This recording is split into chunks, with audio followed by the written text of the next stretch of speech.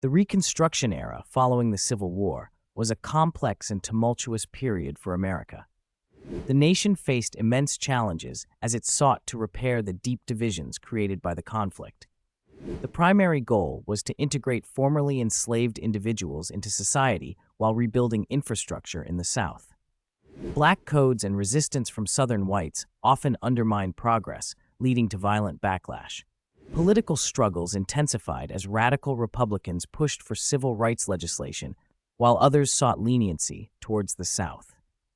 Despite these obstacles, significant advancements were made, laying the groundwork for future civil rights movements and shaping the nation's journey toward equality and unity.